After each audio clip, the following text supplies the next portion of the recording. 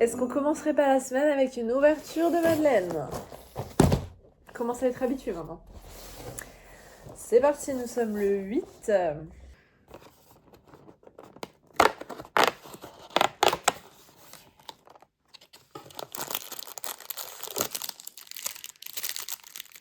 Et du coup, pour ce premier jour de la semaine, on a une madeleine noix de coco et coque chocolat noir. Donc classique, mais ça a l'air sympa. En plus, j'aime beaucoup la noix de coco. On va voir si c'est aussi bon que la madeleine marbrée noix de coco de la semaine dernière.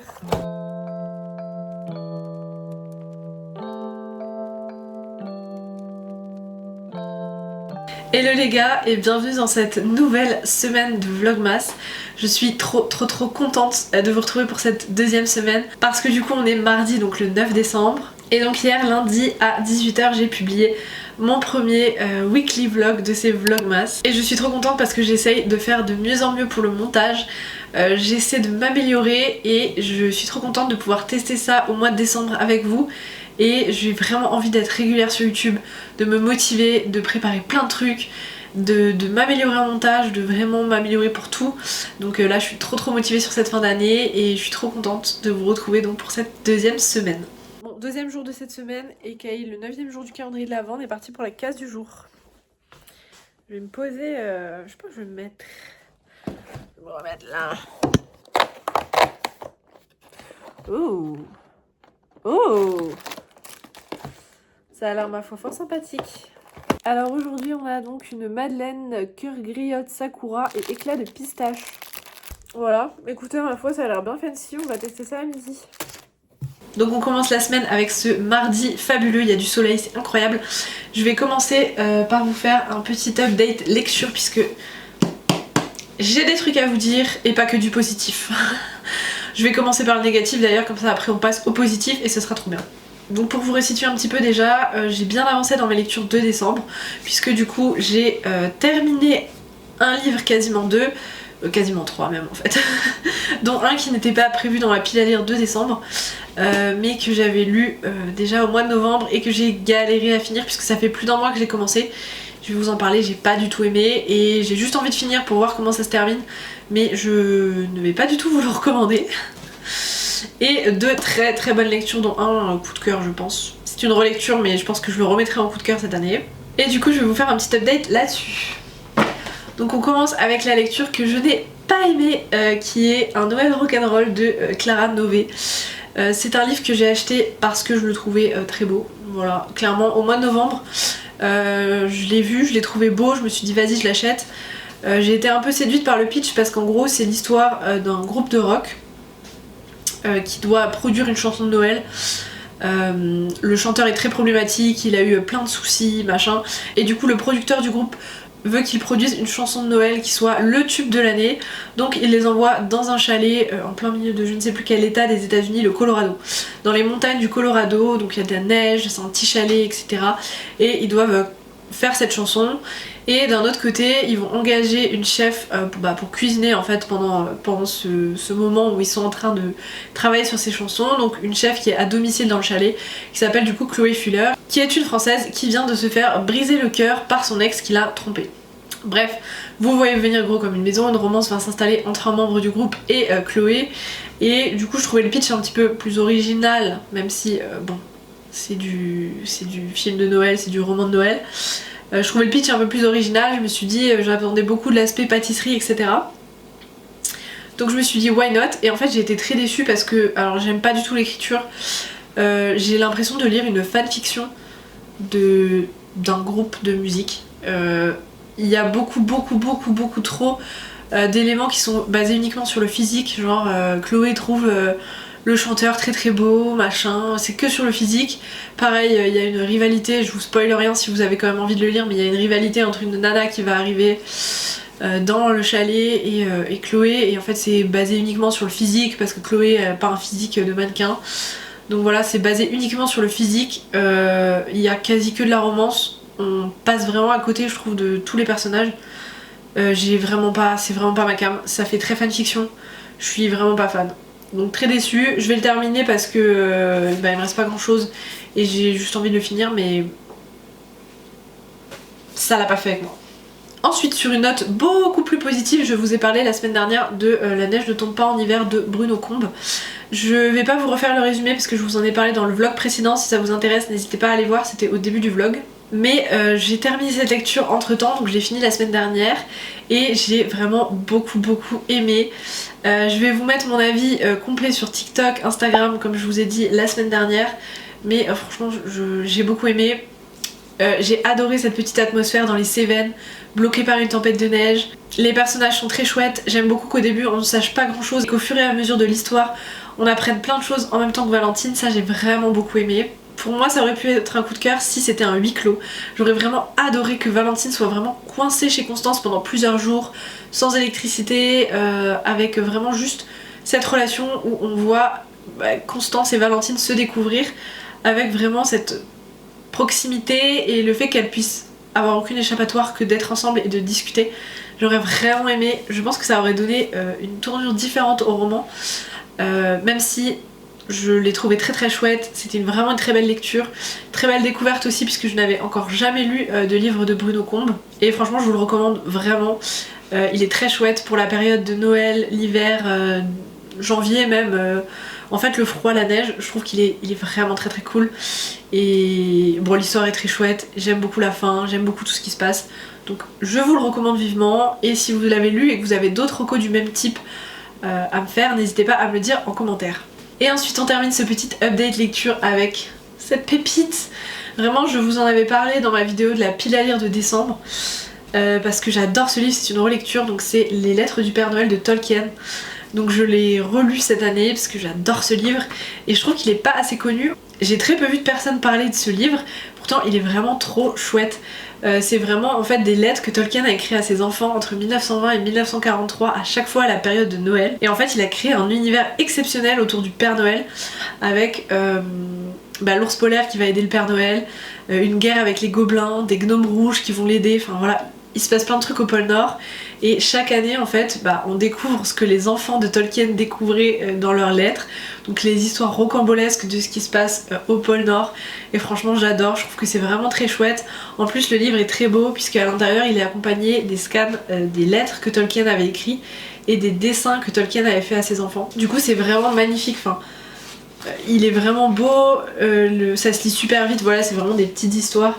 Ça fait vraiment un aspect très conte et ça te donne envie en fait quand t'as des enfants tu vois de leur écrire aussi des petites lettres comme ça pour Noël parce que c'est trop chouette je trouve pour des enfants de se dire qu'il y a une petite histoire fantastique comme ça autour du pôle Nord.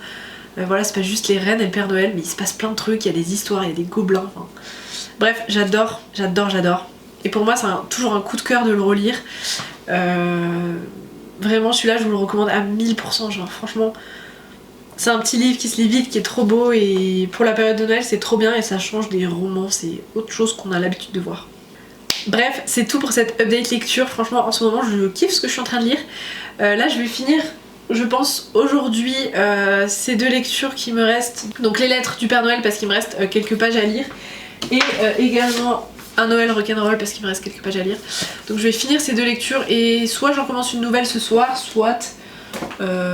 j'en commence une nouvelle demain, mais dans tous les cas je vous tiendrai au courant dans ce vlog et n'hésitez pas vous en commentaire à me dire ce que vous êtes en train de lire, ce que vous aimez lire pour la période de Noël, quelles sont vos meilleures recommandations, parce que du coup j'adore les recommandations, j'adore me noter plein de choses dans ma liste d'envie lecture et c'est toujours trop cool de pouvoir échanger à ce sujet. Je voulais aussi vous montrer où j'en étais des bredala parce que du coup je vous ai parlé de ces petits gâteaux alsaciens et la semaine dernière vous m'avez vu en faire pas mal avec ma soeur.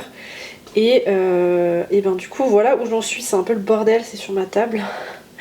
En gros j'ai fait pas mal de sachets déjà. Ils sont pas terminés, il me reste encore quelques sortes à faire cette semaine et à mettre dans les sachets avant la fin de la semaine. Et j'ai préparé les boîtes aussi. Donc les boîtes c'est pour mes potes à qui je fais des bredala chaque année, donc en fait je leur envoie la boîte avec les bredala, eux me la renvoient pendant l'année et l'année suivante je les re-remplis, enfin voilà, bref. Chacun a sa petite boîte. Voilà, il y a des boîtes un peu drôles, des boîtes classiques, bref. Et les sachets c'est pour les gens à qui je fais pas forcément tous les ans des gâteaux. Mais voilà. Du coup on a déjà fait pas mal de sortes. On a, si vous connaissez un petit peu, on a les Lakerly, on a des cookies 3 chocolats, on a des sablés cannelle et des sablés noisettes, on a des étoiles à la cannelle, Il y a les cœurs au café qui sont exceptionnels, genre c'est vraiment mes préférés. Il y a des spritz, enfin bref, il y a plein de choses. Et du coup il faut que j'en fasse encore un petit peu. J'ai encore pas mal de sortes à faire. Et voilà, donc je donne les boîtes ce week-end à mes copains qui viennent en Alsace. Et les sachets, ce sera distribué au fur et à mesure du mois de décembre.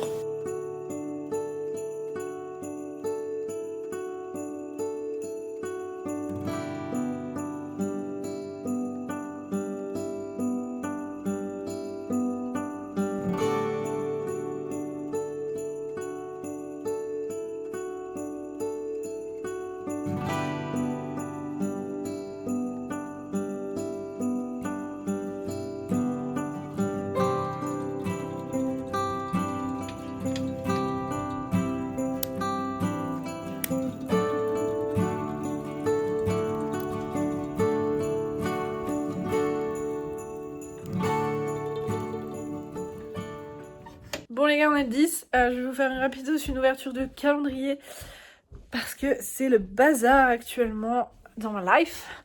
Mon mec vient de se niquer le pied au sport.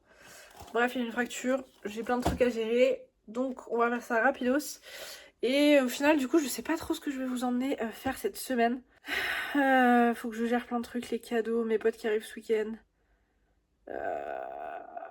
Bref, peu importe, on va déjà ouvrir la case numéro 10 et ensuite on verra comment on gère la vie.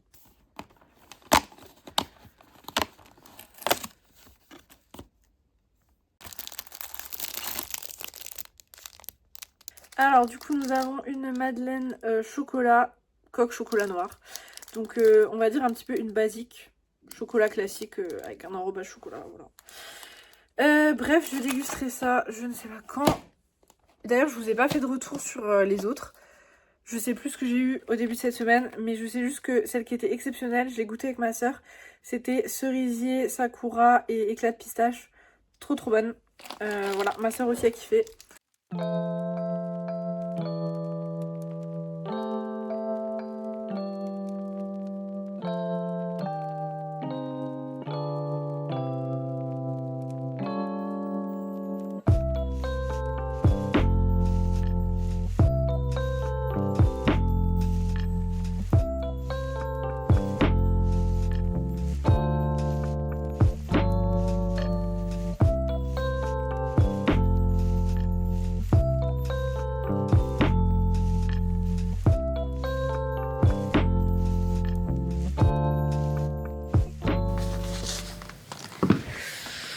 Hello. Et bienvenue dans la fatigue ambiante du lundi matin. C'est horrible. Hello, je suis là pour clôturer ce vlog en toute douceur un lundi matin. C'est dur ce matin, très très dur. Le week-end a été chaotique. Enfin, chaotique. Il a été trop bien, mais il était très très très très très fatigant. J'ai plus d'énergie, je suis sur les rotules et on commence la semaine. Bon, on va quand même essayer de se dynamiser et de se motiver parce que vous allez voir ça à début de semaine vu que cette vidéo sort ce soir à 18 h si je ne me chie pas dessus pour le montage. Mais qu'est-ce que je peux vous dire, ce week-end a été fort en émotion, fort en plein de trucs. J'ai rien filmé parce que franchement j'ai profité de fou, j'ai tout posé. J'ai posé mon tel, j'ai posé mon cerveau aussi. J'étais qu'avec mes copains, c'était trop bien. Vendredi soir on avait une soirée, un Secret Santa entre potes. C'était trop bien. Et le lendemain du coup on a enchaîné puisque mes potes de master sont arrivés à l'appart. Et on a passé tout le week-end ensemble. On est allé marcher, découvrir des petits coins d'Alsace qu'ils connaissaient pas, faire des marchés de Noël. On a joué à plein de jeux de société. On a joué à Wingspan, je sais pas si vous connaissez, c'est trop bien. On a fait plein de jeux, Imposter, Wingspan, qu'est-ce qu'on a fait d'autres, Codenames, enfin bref, plein de trucs. J'ai fait une allergie aux yeux, c'était horrible. Là ça commence à aller un peu mieux, mais du coup je peux pas me maquiller ni rien. Donc j'ai une gueule catastrophique. Vous me pardonnerez ceci. Je voulais clôturer la semaine quand même en vous faisant un petit mot parce que j'ai pas trop filmé cette semaine. J'avais pas de trucs de fou à vous montrer cette semaine. Dans la prochaine, donc celle que je vais commencer à tourner aujourd'hui, j'ai pas mal de trucs de prévu, donc j'espère que ce sera un petit peu plus dynamique. Mais voilà, cette semaine je voulais aussi profiter, surtout ce week-end, de mes copains. Du coup j'étais pas du tout sur mon tel, pas du tout sur ma caméra, ni rien du tout. Et c'était trop des bons moments et des moments que voilà, j'avais pas envie d'avoir n'avais pas envie d'avoir un digital. Donc ça fait du bien aussi un peu de se déconnecter là-dessus. Et voilà, j'ai rien de spécial de plus à vous dire puisque de toute façon j'ai pas avancé dans la lecture. Donc voilà, je vais clôturer ce petit vlog ici et ben j'ai trop hâte de vous reprendre tout de suite pour moi maintenant, mais vous ce sera la semaine prochaine pour la dernière semaine avant Noël. J'ai plein de choses à préparer, les cadeaux à emballer, des petits cadeaux aussi à finir d'acheter puisque je vais aller acheter des paniers locaux. Mais bon, vous verrez tout ça la semaine prochaine. Du coup, je vais clôturer ici ce vlog. N'hésitez pas vous à me dire dans les commentaires comment se passent vos petites semaines de préparation avant Noël, ce que vous êtes en train de lire, ce que vous aimez en ce moment, les films que vous regardez, enfin peu importe. Tout ce qui vous fait kiffer pour la période avant Noël. Et moi je vous dis à la semaine prochaine.